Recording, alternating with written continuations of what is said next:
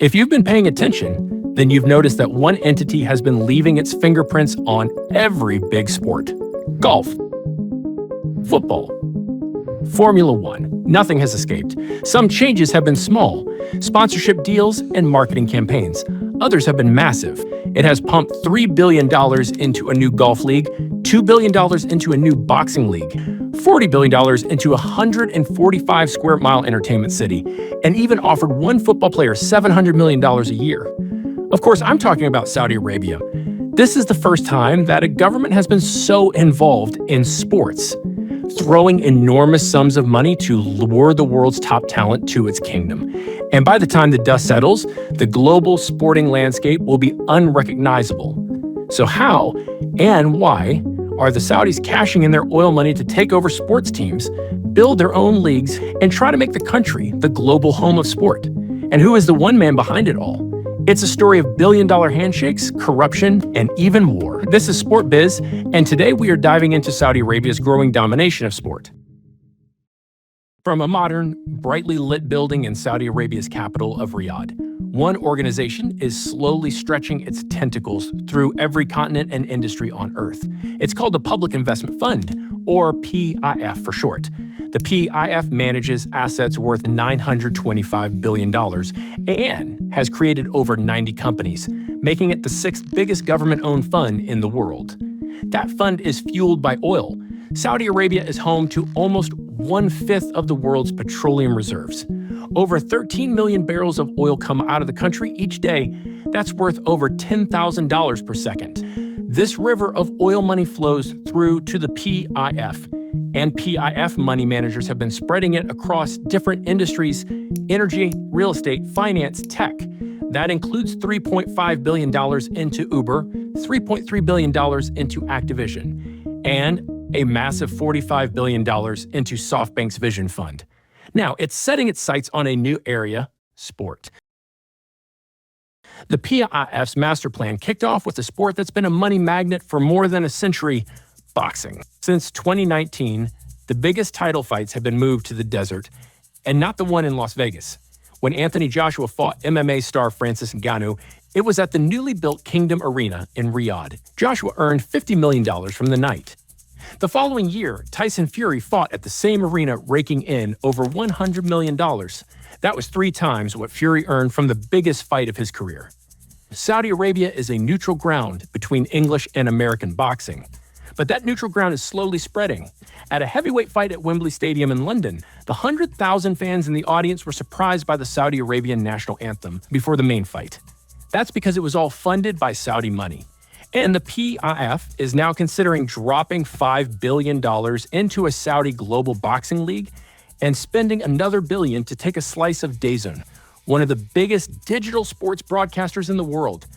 But even top boxing promoters have wondered how Saudi investment might change the sport. If they want to know what to expect, they can look at how ruthless the PIF has been in conquering the golfing world. The first move wasn't massive. The PIF struck up a deal with one of golf's elite organizations, the European Tour, to hold the 8th event of the series in Saudi Arabia. But that was only the beginning. The following year, news trickled out that a Super Saudi Golf Tour was secretly in the works, and the biggest organization in the sport, the PGA Tour, started panicking. It warned its players against joining. If anyone jumped ship, they would be banned from all PGA Tour events, including the most prestigious like the US Open and the Masters Tournament. As details were revealed, the Saudi operation took shape as a golf league with 18 events and 48 players, named the Premier Golf League. This was declaring war on the PGA Tour, and a clear divide formed: pro-Saudi and anti-Saudi. In 2021, the PIF fired the first public shot and launched Live Golf with $3 billion of funding behind it. It splashed that cash on signing bonuses for stars, spending $500 million for just 4 top players. The first 8-event tournament was announced, and it was more than double the amount of prize money that the PGA was offering. Slowly but surely, players began migrating to Live Golf. The PGA responded by increasing its own prize money, but it was still almost $100 million away from matching Live Golf's payouts. In the meantime, lawsuits were fired off in every direction, claiming contract breaches and monopolistic behavior. Then in 2023, in a shocking twist, the PGA gave in, agreeing to lay down its arms. The PGA Tour and LIV Golf would be merging. Most players found out when the news broke in the media. Some had been publicly speaking out against the influence of Saudi money and were betrayed by the merger. Like Tiger Woods, probably the most famous golfer of all time, who rejected $700 million to jump ship. That would be equal to winning the US Open 194 times. But after his stellar career already made him into a billionaire, he can pick and choose which competitions to play in. Very few athletes are in the same position. In the footballing world, the PIF has been asking a question to elite players. They are being offered mouth-watering sums of money to break ranks and join a competition that seemed to spring up out of nowhere. The question is, money or legacy? In 2020, it was revealed that the PIF was trying to buy up 80% of Premier League team Newcastle United. Most Newcastle fans were excited by the news. They were hoping the PIF could do for Newcastle what Abu Dhabi had done for Manchester City. And besides, 40% of Premier League teams were owned by foreign investors. But in Newcastle's case, the takeover was anything but smooth. First, the Premier League tried to block the deal. Newcastle argued that PIF was independent from the Saudi Arabian government. But after months of investigation into the PIF, the deal was canceled. Finally, after months of legal action and pressure from the governments, in 2021, the deal finally was approved. The Premier League said it was happy with guarantees that Newcastle would be independent from the Saudi state. But Saudi Arabia is intent on doing more than competing in England's top division. The country has an ambitious target to catapult Saudi football into an elite category. Saudi's Football League officially dates back to 2008, when it created the Saudi Pro League, but it only started making waves in 2023 when it started throwing money around to create a new order of football. The PIF took over the four biggest: Al Ittihad, Al Nasser, Al Hilal, and Al Ahly. With billions of dollars behind it, they began buying up the world's most expensive players: Neymar, Sadio Mane, Karim Benzema, Kanté, Firmino, Jordan Henderson, Fabinho, Neves, Zuma, all signed contracts. The figures were mind-blowing. Neymar's 2-year contract was worth $300 million. Benzema's 3-year contract, $643 million.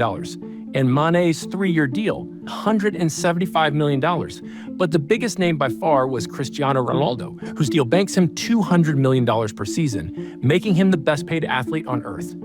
To put that number into perspective, it's more than 8 of the top 10 best-paid players of the English Premier League combined.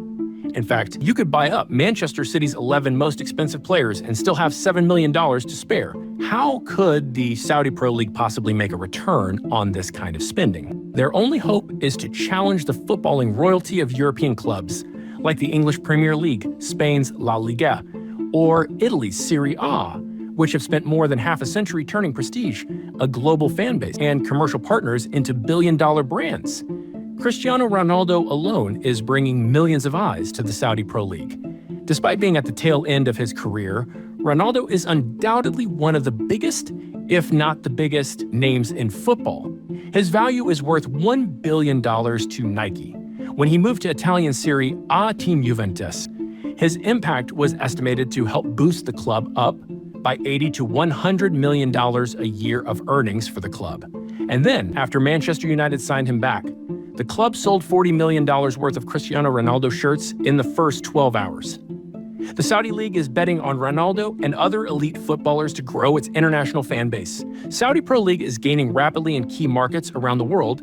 Attention is turning particularly in the United States, France, Germany, Italy, and the United Kingdom. But the PIF hasn't been able to buy everything on its wish list.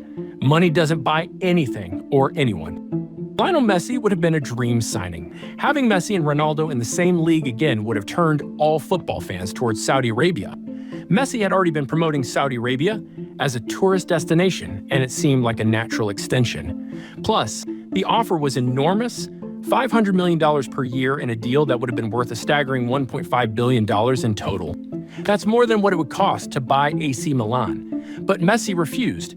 Instead, he joined the American MLS club Inter Miami for a salary of $20 million a year, meaning he was taking a 96% pay cut. But on the verge of retirement and having won every trophy in football, he chose what his family wanted, to move to Miami. A similar deal was offered to French superstar Kylian Mbappé that would have given him $770 million in a single year. But Mbappé also said no, choosing to go to Real Madrid instead. These public rejections have been big setbacks for the league's reputation. It's a signal that not everything can be bought with money, and that the Saudi strategy may be running out of steam. At the center of the master plan, it all depends on one controversial figure pulling the strings behind the scenes. Everywhere Saudi investment has gone, controversy has followed. At the 2022 Saudi Arabian Grand Prix, a missile struck an oil depot just 10 miles away from the circuit. It happened during a practice session, as VIP attendees were enjoying a luxury paddock and thousands of fans were in the stands. The missile was an attack by Houthi rebels as part of Saudi Arabia's war in Yemen. Some drivers protested the event, refusing to race under dangerous conditions, but eventually they were pushed to go ahead, and they were limited in what they could say. Team managers and staff were relatively silent on the issue too, apart from the fact that they trusted the Saudi government's assurances to keep everyone safe. What was really going on was money.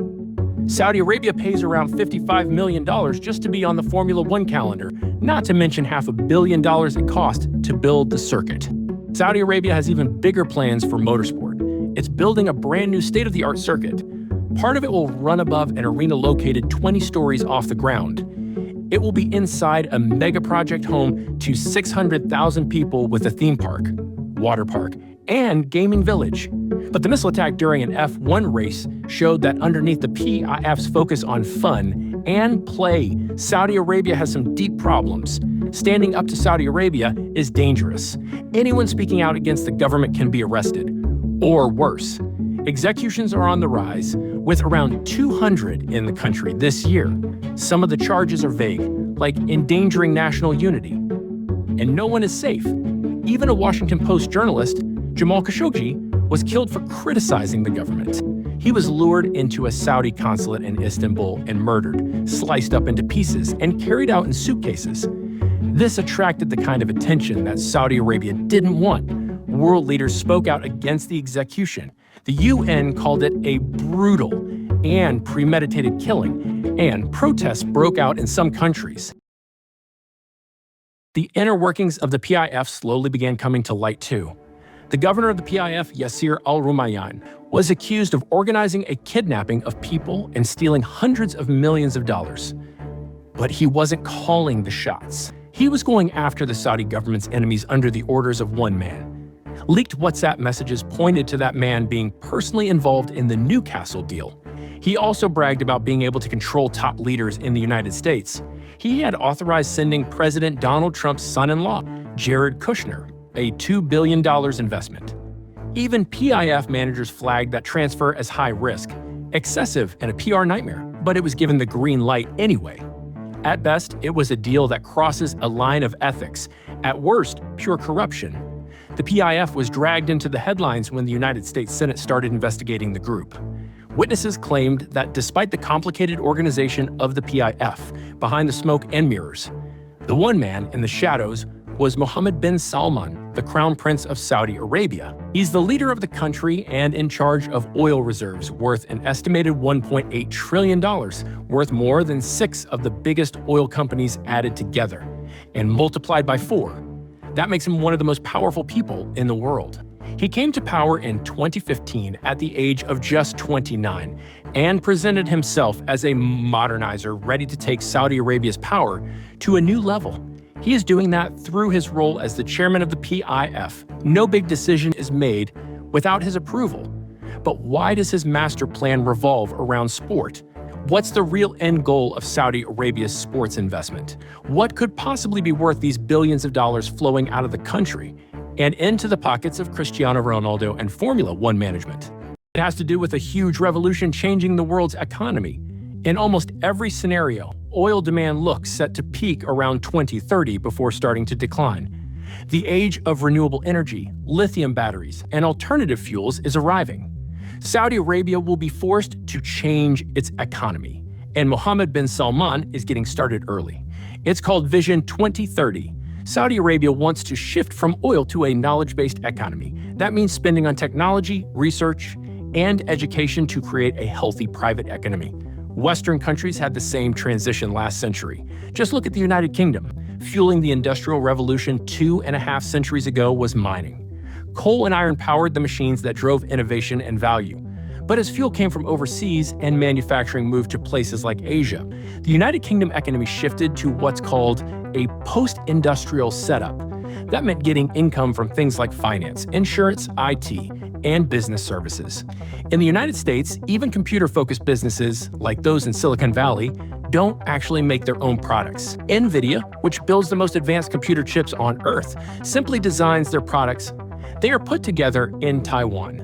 Saudi Arabia wants to follow this change, and it knows that entertainment and sport can be a powerful way to do it. It also helps to advertise the country as an attractive place to live and work, while building relationships with big companies. Vision 2030 aims to more than double the value of assets managed under PIF to around $2 trillion. Another component of that is sports for all. Mohammed bin Salman wants to create a healthier population, motivating people to become more active, socialized by watching and participating in sports and work in the sports economy. But at its base, there's no denying this is a business move. He's playing the long game. For Saudi Arabia, this fusion between entertainment and business is a roadmap for the future. And it's a peek behind the curtain of the oil empire. The country is literally raising a theme park and water park out of the desert. The PIF is doing everything in its power to get ahead on investments while winning over the public all over the world. One universal language is sport, and Saudi Arabia may be translating it into something worth even more than their oil is.